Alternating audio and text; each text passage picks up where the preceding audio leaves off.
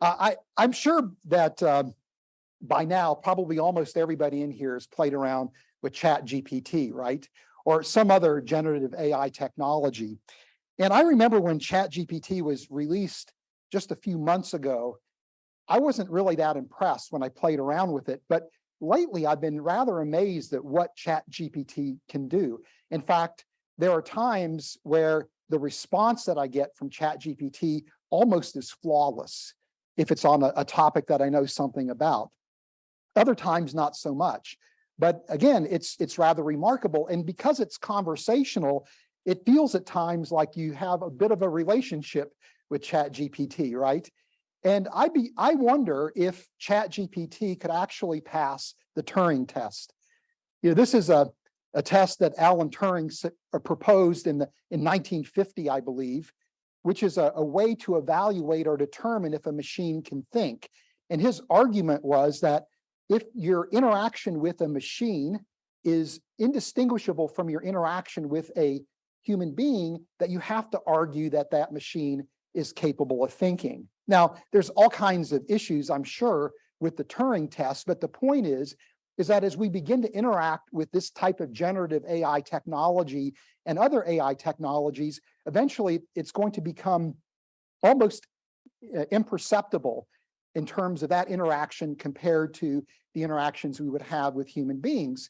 And when that begins to happen, there's going to be a growing number of people that will begin to ask questions about the moral status of AI systems. They're going to be asking questions about the personhood of AI systems. We spent quite a bit of time in the panel last night talking about the concept of personhood.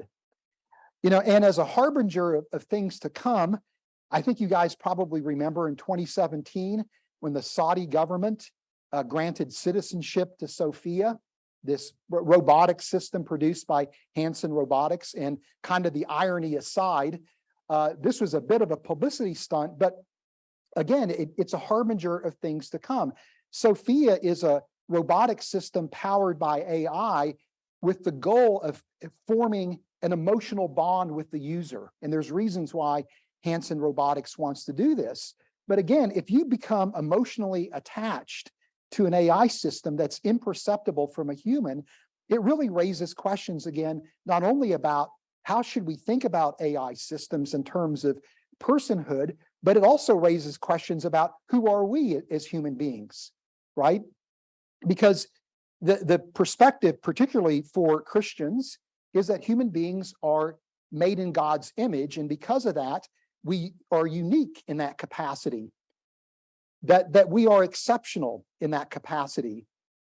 And if that's the case, when we begin to see that there are these entities that we can create that are very much like us in ways that we think that makes us special or exceptional, what does it mean for who we are as human beings?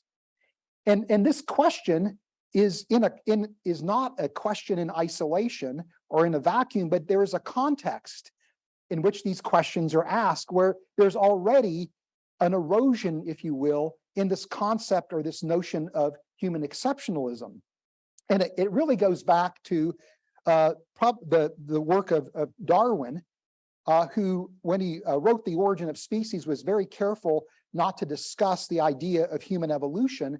But about a decade or so later, in his book, The Descent of Man, makes the argument that humans, like all life on Earth, are the product of an evolutionary history, and that we began, our evolutionary journey began with some kind of ape-like creature, and that everything about us as human beings that we think makes us exceptional has an antecedent in these transitional forms that precede us. And so, you know, Darwin writes these often quoted and well-known words in a series of forms graduating insensibly from some ape-like creature to man as he now exists. It would be impossible to fix on any definite point where the term man ought to be used. And Darwin argued that, in effect, we really are only different in degree, not kind, from other creatures. He says the difference in mind between man and higher animals, great as it is certainly one of degree, not kind. And so this is the context in which we are beginning to ask questions about who are we as human beings? Are we truly exceptional? And what does that mean, again, for those of us who embrace the Christian faith? And this idea of differing in degree, not kind, from other creatures in recent years has received an additional challenge beyond the AI challenge. And this is having to do with the advances that are happening in understanding Neanderthal cognition and behavior. Based on an analysis of the archaeological record associated with Neanderthals, there are now scientific claims that Neanderthals made art, they made jewelry, they made music, they possessed language, they buried their dead intentionally, ritually, and they mastered fire. These are the claims that are out there. And this is a quote from a paper that's a bit dated, but it communicates kind of the change in the way that people are thinking about Neanderthals. Villa and Robrooks say modern humans are usually seen as superior in a wide range of domains, including weaponry and subsistence strategies, which would have led to the demise of Neanderthals. This systematic review of the archaeological records of Neanderthals and their modern human contemporaries finds no support for such interpretations, as the Neanderthal archaeological record is not different enough to explain the demise in terms of inferiority in archaeologically visible domains.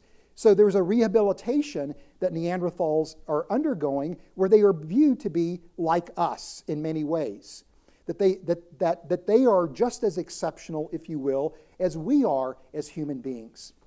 And of course, this is significant from an evolutionary perspective because humans and Neanderthals are on separate branches, evolutionary branches, which means either that Neanderthal exceptionalism emerged independently from that of human exceptionalism, or that the ancestral group that gave rise to those two lineages possessed those capabilities as well. I'm really looking forward to Nathan Lentz's talk, but there's also been some remarkable progress in animal intelligence. People are now beginning to appreciate just how remarkable animals are in terms of their problem-solving ability, in terms of their capacity to plan, that there's an emotional richness to the lives of animals that I don't think we fully appreciated. And to quote Nathan from his book, all the impressive human cognitive abilities evolved in ancestor species that already had an extensive palette of emotional states. In order to understand how our ancestors made the jump from animal behavior to human psychology, we must first recognize that distance of that evolutionary jump is not as great as it seems. In other words, again, this seems to affirm the idea that Darwin proposed, that we differ only in degree, not kind, from other animals. And something that I find as a biochemist to be absolutely fascinating is work that's been done creating human-animal brain chimeras. This is science fiction at its best that's taking place in the lab, but these are really interesting experiments where you can start with human embryonic stem cells or induced pluripotent stem cells and either culture those cells so that you form neural progenitor cells, or culture the cells so you produce these three-dimensional cell cultures called brain organoids or cerebral organoids, and then those can then be implanted in the brains of mice. And in the case of the neural progenitor cells, they begin to participate in brain development. These are implanted in the brains of fetal mice, And so they begin to participate in brain development, becoming integrated into the mouse brain. Or the cerebral organoids become, again, integrated into the brain where they become vascularized. And in animal intelligence studies for mice that have received these human cells, they outperform the wild type. They display a greater level of intelligence. And bioethicists who are looking at this work are already anticipating the likelihood that if this type of work continues, that animals may develop a type of self-awareness that actually grants them the status of personhood, that they should be granted the status of personhood as well. Again, that raises questions: are we different in degree or kind? When it comes to, again, emerging technology, there's, of course, the transhumanism movement, right? I think many of you are familiar with transhumanism. It's this idea that we have a moral obligation to use technology to modify our biological makeup in such a way that we overcome our limitations, that we correct our biological flaws, and in doing so create a type of utopian future, mitigating human pain and suffering, maybe even attaining a practical type of immortality. Some transhumanists argue that we should use the technology to evolve humans into post-human species. Now, this idea has been kind of a fringe idea in the academy until recently, where it's now moved into the academic mainstream and the cultural mainstream. And this is because of advances in CRISPR gene editing, in brain-computer interface technology, advances in anti-aging technology. And of particular interest are brain-computer interfaces.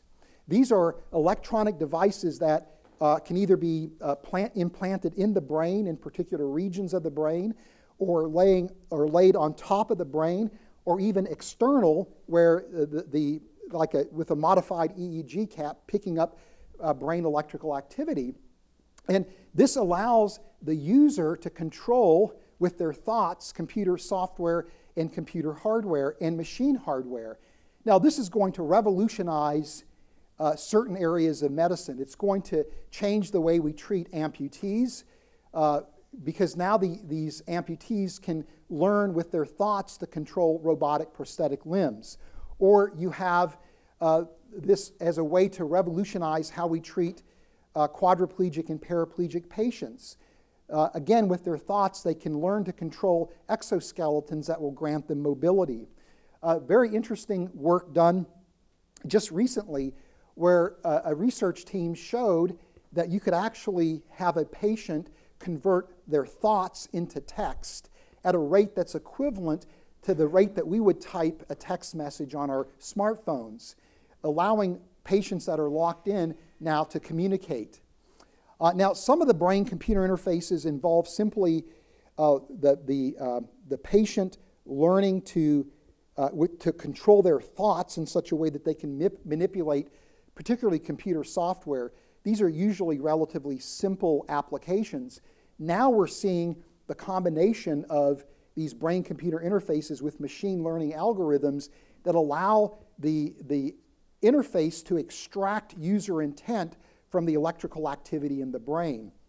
And this raises all kinds of questions about human identity and human nature.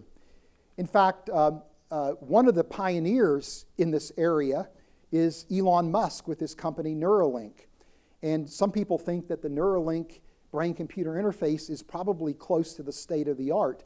Now, Elon Musk, of course, has humanitarian interests in this company. He wants to see this used for medical purposes, but he also has commercial interest, where he sees these interfaces as being the next generation of user interfaces with all the electronic devices that we surround ourselves with. So instead of giving a voice command, we would give a thought command and put on the type of music that we want or whatever.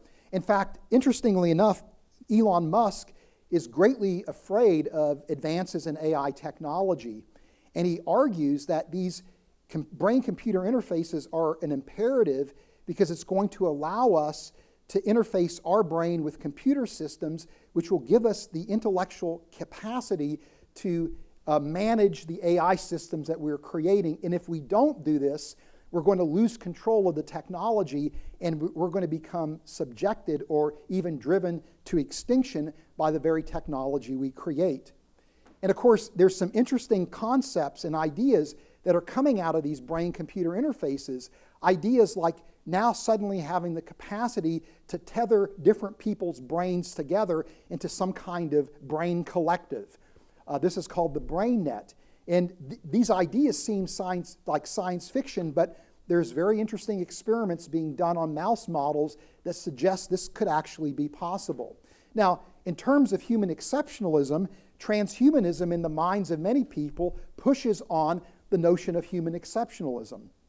Peter Clark, a transhumanist thinker, writes this: as a philosophical movement, transhumanism advocates for improving humanity through genetic modifications and technological augmentations, based on the position that there is nothing particularly sacred about the human condition. That's the key idea there.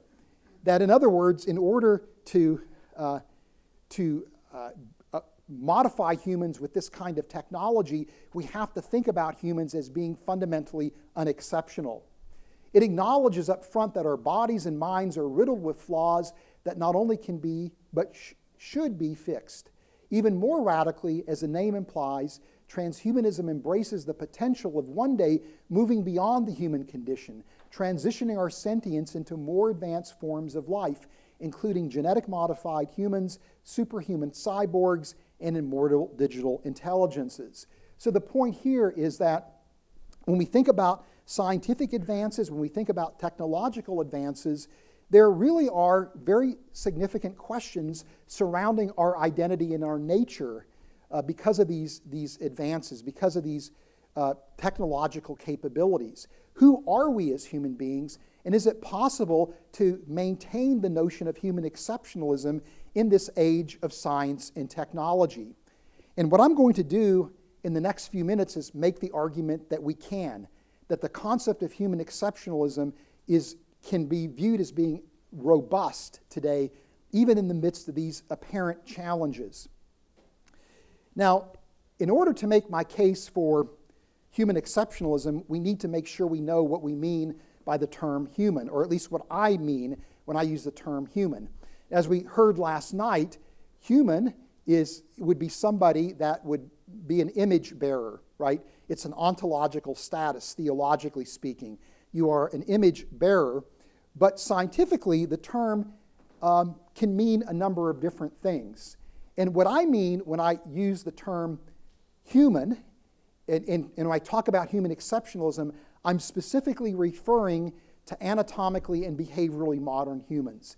That's what I'm referring to. Now, my contention is that if we as human beings are an Adam, and we are anatomically and behaviorally modern humans, then Adam too would have been an anatomically and behaviorally modern human.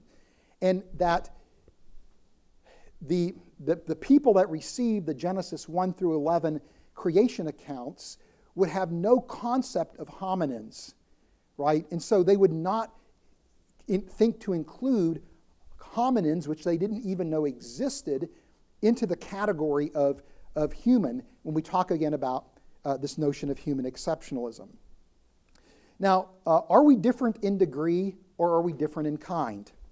And what I find to be interesting is that even though, again, there are all these pressures on this idea of human exceptionalism, all these pressures that seem to suggest we only differ in degree, not kind, there are a growing number of anthropologists who are suggesting that perhaps we are indeed different in kind, not degree. And for example, one of them is Thomas Suddendorf, who wrote a fascinating book called The Gap. And this is what Suddendorf writes in the book. He says, "We reflect on and argue about our present situation, our history, and our destiny. We envision wonderful harmonious worlds as easily as we do dreadful tyrannies. Our powers are used for good as they are for bad, and we incessantly debate which is which. Our minds have spawned civilizations and technologies that have changed the face of the earth, while our closest living animal relatives sit unobtrusively in their remaining forest. There appears to be a tremendous gap between human and animal minds." And what Suddendorf is getting at with this statement, at least I believe what he's getting at, is that if humans and chimps share a common evolutionary ancestor, and we represent two diverging evolutionary lineages, humans have created technology that allows us to dominate the world, and chimpanzees are on the verge of extinction. There's got to be something fundamentally different between humans and chimps that account for the different prospects that we have for our futures. And that is the basis for saying there's something different about humans, something different in kind, not degree. And Studendorf and others who hold to this perspective of human exceptionalism and that we do differ in kind suggest that there are 4 qualities that exist in combination that essentially make us different. One would be symbolism, that we have the ability to represent the world and even abstract ideas with symbols. The second is our open-ended generative capacity, that we can manipulate and combine and recombine these symbols in a near infinite number of ways to create all types of alternative scenarios. Last night, Ken Keithley talked about one of the key components of having morality is imagination. And to have imagination, you need to have the capacity for symbolism and an open-ended ability to manipulate those symbols.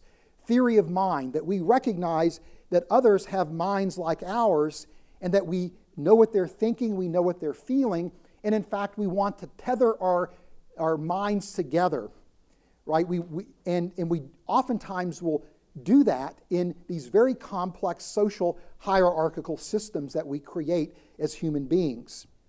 Now, so the point is that we can make a scientific case for human exceptionalism, right? Now, the question is, how does this link to the biblical concept of the image of God?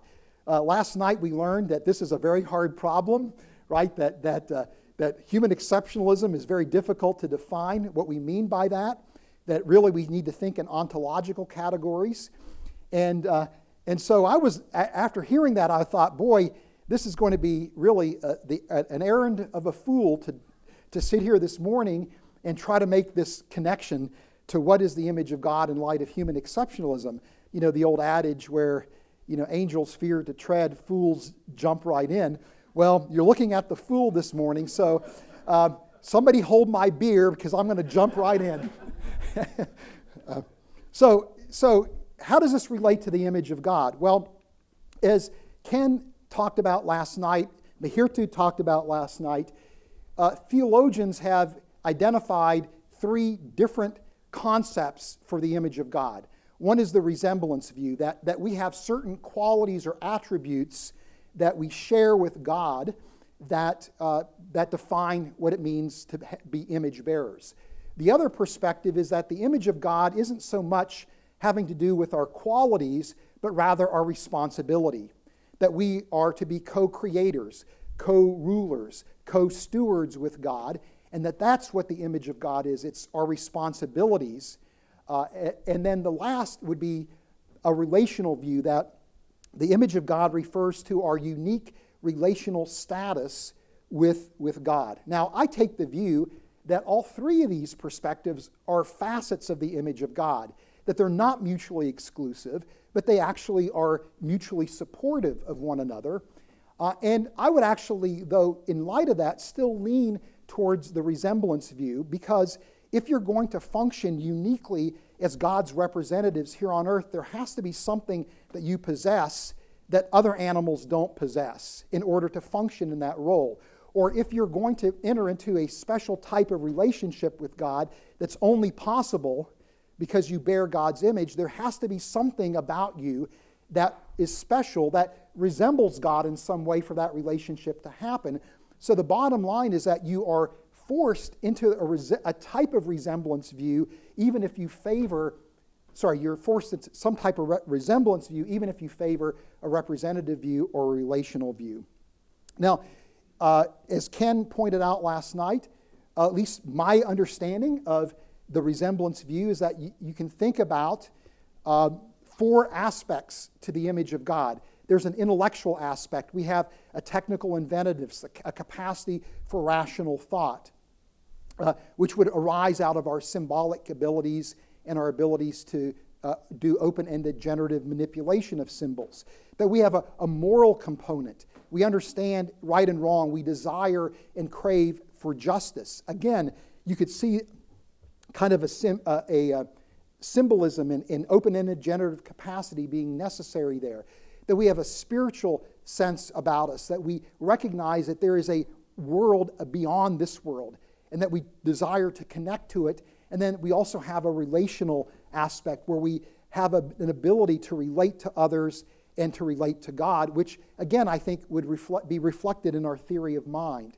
And so in other words, I think you could view these qualities as being scientific descriptors of the image of God, as scientific descriptors of the image of God, or at least capacities that enable the image of God. Now, in addition to this idea that we are, again, exceptional because we have these qualities, there's another place where, again, you see exceptionality when it comes to modern humans, and this has to do with our unusual craniofacial structure and the implications that that has for our brain structures.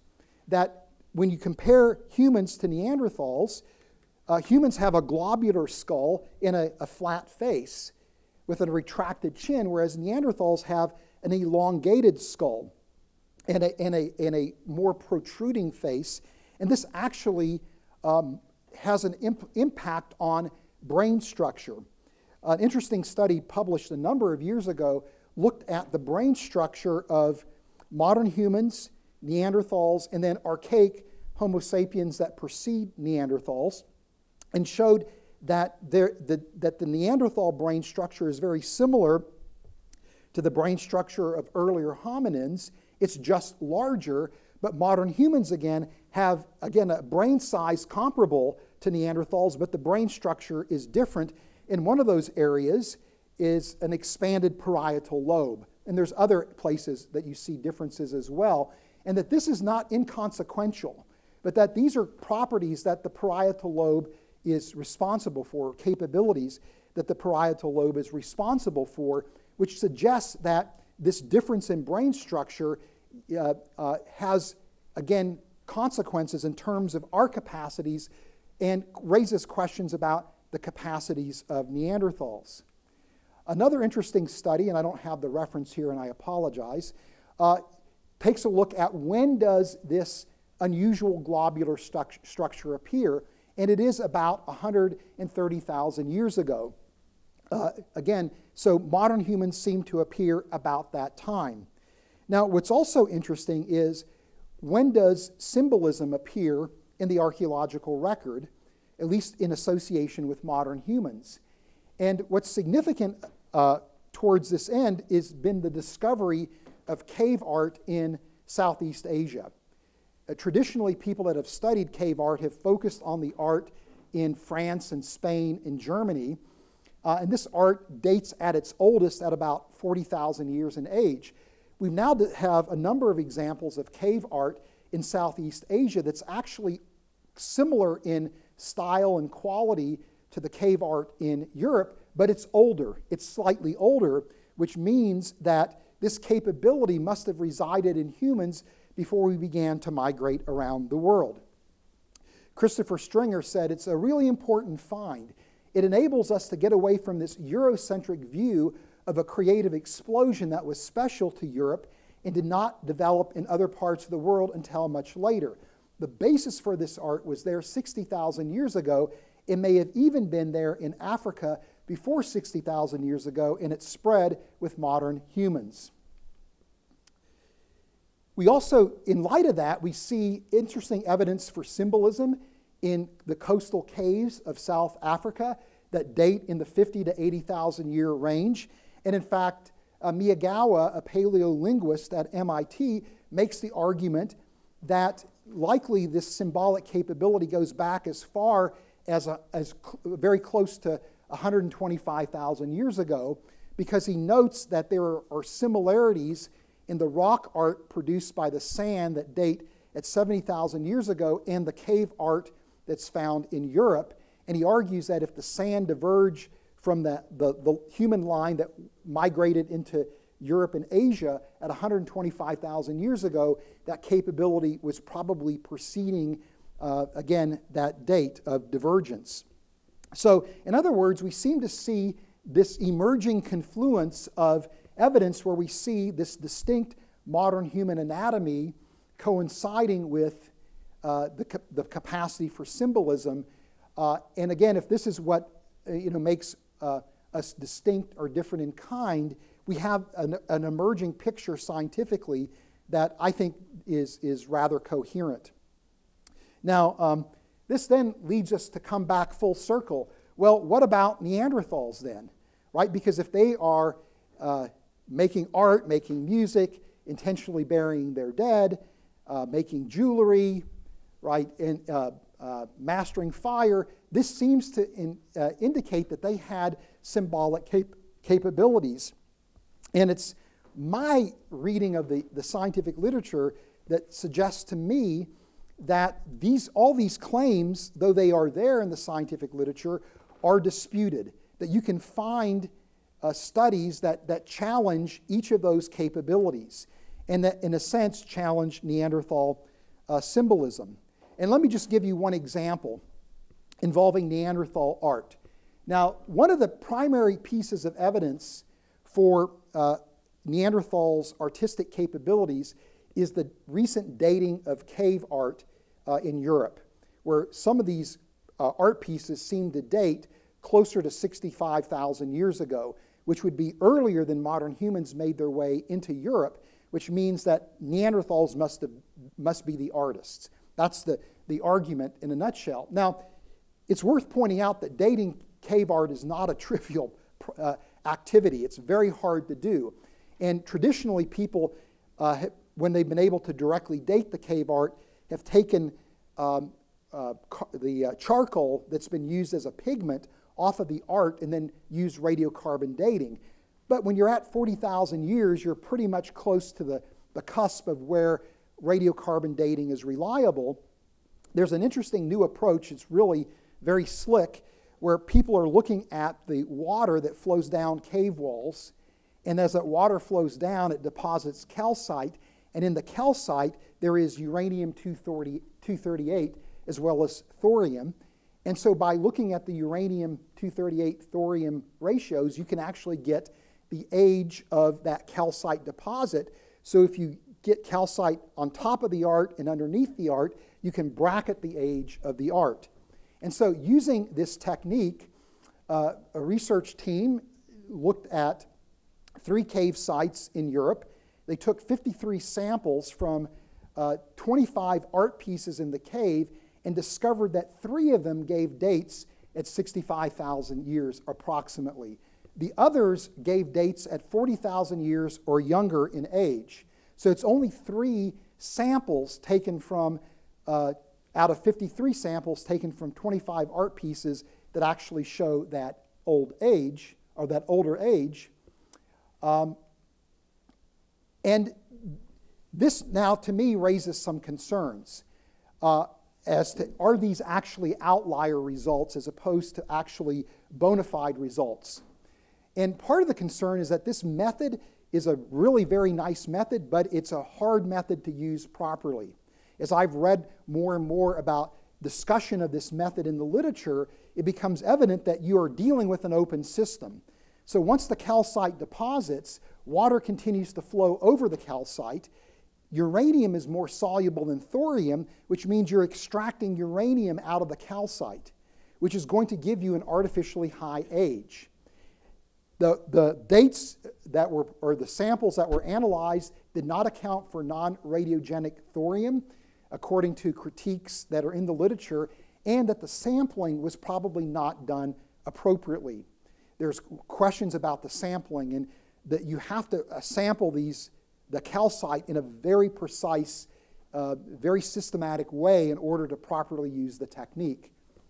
And then also you see what discordant dates. So for example, for hand stencils that were dated, there were 5 samples taken, and you see the dates are going all over the place. And so that to me suggests that you probably are not generating reliable dates with this technique, or at least it calls into question those older dates for the Neanderthal art, or for the cave art that's attributed to Neanderthals. And this is all from the same art specimen. So that to me is again concerning.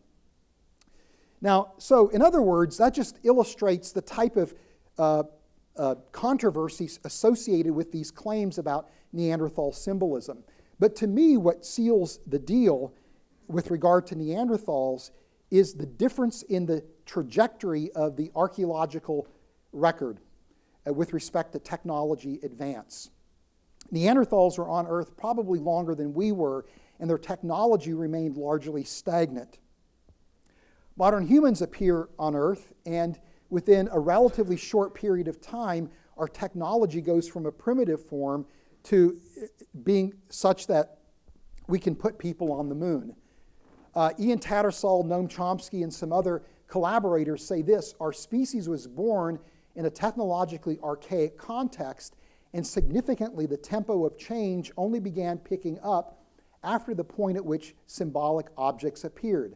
Evidently, a new potential for symbolic thought was born with our anatomically distinctive species, but it was only expressed after a necessary cultural stimulus had exerted itself. The stimulus was most plausibly the appearance of language. Then, within a remarkably short space of time, art was invented, cities were born, and people had reached the moon. So the difference in trajectory could be explained by, again, humans having symbolic capabilities and Neanderthals not. So to me, I think, again, this really seals the deal in my view. Now, what about the animal intelligence? Is it possible to embrace these incredible insights that are coming from these animal intelligence studies and still retain the notion of human exceptionalism? And I think the answer is yes. And there's work that was been published, a series of papers published by a scientist from Sweden named Johan Lind, who's an animal behavioralist, who actually argues that the remarkable behavior of animals could be explained through associative learning, not through the type of flexible planning that we use as humans when we solve problems, the type of mental time travel that we engage in. And he developed a computer model called A-learning and showed that in computer simulations, you could account for the results of animal intelligence studies, animal planning behavior, and animal problem solving simply through associative learning. And his point is that associative learning can actually do things that are much more impressive than we give credit to. And part of his insight towards this comes from work that's happening in AI systems. Because AI systems are based on machine learning, which in effect is associative learning.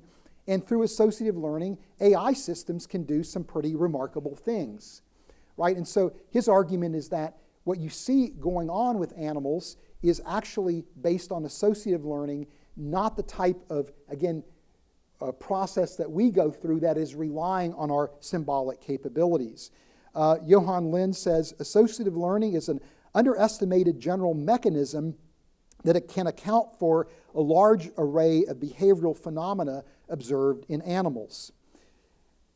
Now, this takes us back to a statement made by Sudendorf, again in his book, The Gap, where he argues that our symbolic capability creates capacities in us that is fundamentally different than what we see in animals, that there is indeed a discontinuity. So his point would be animals communicate, but we have open-ended language. Animals have memory, we have mental time travel.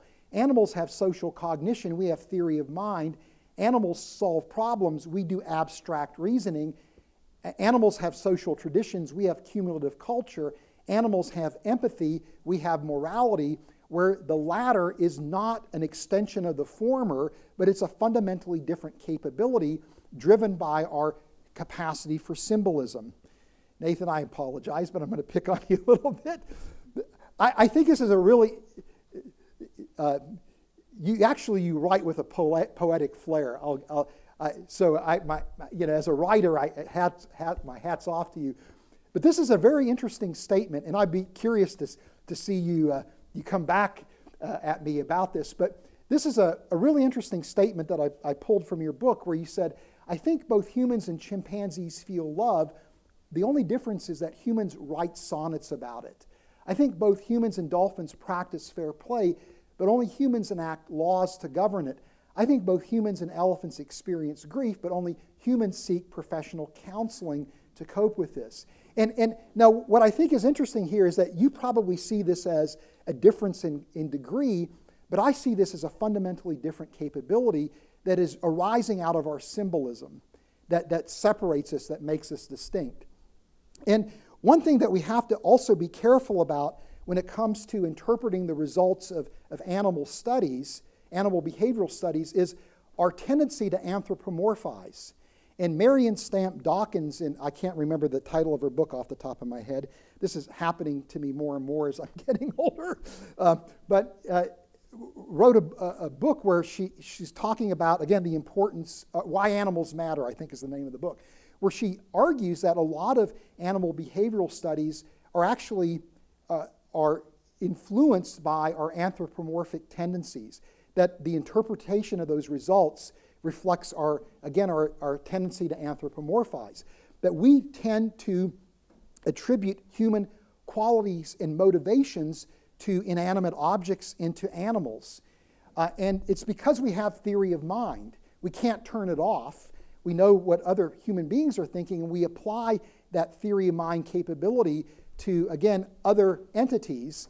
And so could it be that when we see remarkable behaviors in animals, that our tendency to anthropomorphize makes us see them as different in degree, not fundamentally different in kind? Just really a question.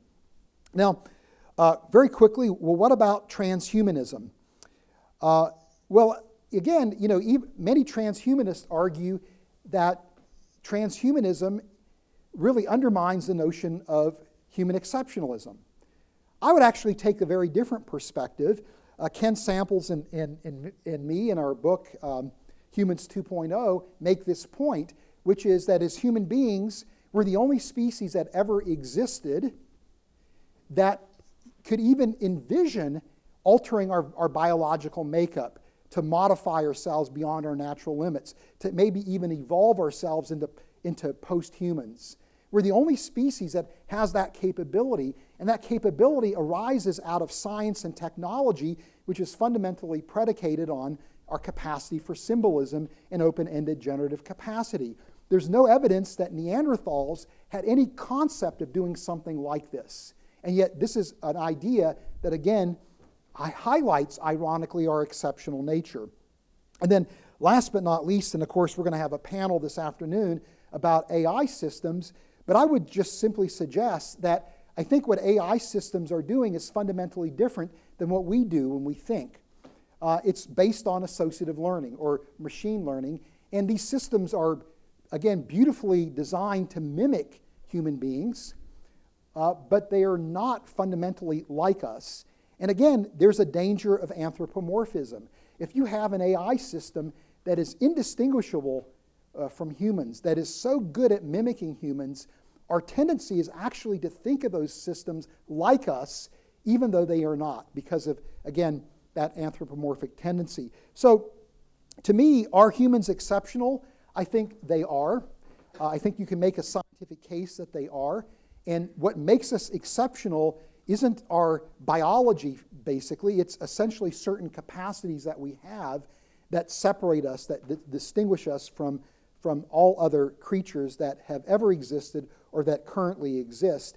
And that, again, I think it's quite possible to connect these concepts to the image of God. So anyway, that's all I have.